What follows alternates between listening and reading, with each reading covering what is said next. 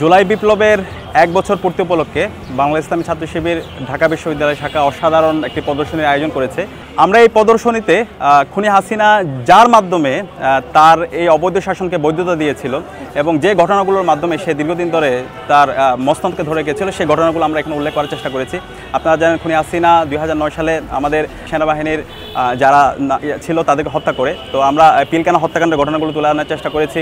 এরপরে হচ্ছে 28শে ফেব্রুয়ারি দেলোয়ার হোসেন সাঈদী রায় পরবর্তী গণহত্যা হয়, সেই ঘটনা আমরা নিয়ে আসার চেষ্টা করেছি।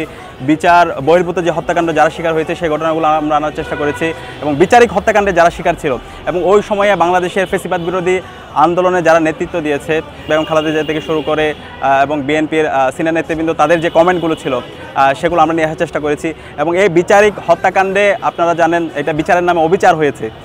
এখানে যারা সাক্ষী ছিল তাদের থেকে জোরপূর্বক সাক্ষী নেওয়া, পরবর্তী তাদেরকে গুম করা, পরিবারগুলোকে আয়নাগরে নিয়ে যাওয়া, অসংখ্য ঘটনা আছে। সেই নজিরগুলো আমরা এখানে নিয়ে আসার চেষ্টা করেছি এবং এর বাইরে পুরো ফ্যাসিবাদ বিরোধী যতগুলো আন্দোলন ছিল সেই আন্দোলনের একদম ক্রোনোলজি আকারে আমরা তুলে আনার চেষ্টা করেছি।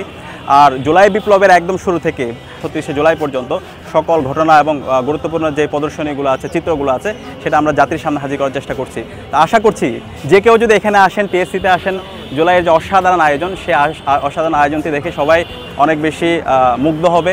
পাশাপাশি তারা সেই জুলাই আবার ফিরে যাবে এবং গত ১৬ বছরের যে খুনি হাসিনার যে ফেসিবাদ কত নির্মম ছিল, কত বড় পরিচিত ছিল, সেটা তারা আবার নতুনভাবে তাদের রিকল করতে পারবে এবং শহীদদের আকাঙ্ক্ষার আলোকে নতুন বাংলাদেশ বিনির্মাণ করার জন্য আবার নতুনভাবে শপথবদ্ধ হতে পারবে। আর এর বাইরে সবচেয়ে বড় যে কাজটা আমরা করেছি জুলাইয়ের স্মরণে এবং জুলাইয়ের যে ঘটনাবলীগুলো আছে সেই ঘটনাগুলোকে আমরা ইতিহাসে লিপিবদ্ধ করার জন্য আমরা জুলাই লিপি নামে আমাদের একটি স্মারক বের করেছি, স্মরণিকা, এবং ইতিহাসের একটা গুরুত্বপূর্ণ দলিল হতে যাচ্ছে এটি।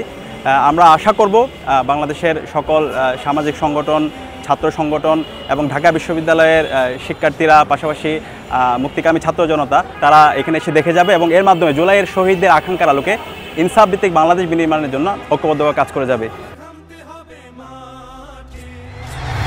বাতাসে বইরি তৈরি থেকো তৈরি, বইছে বাতাসে বইরি,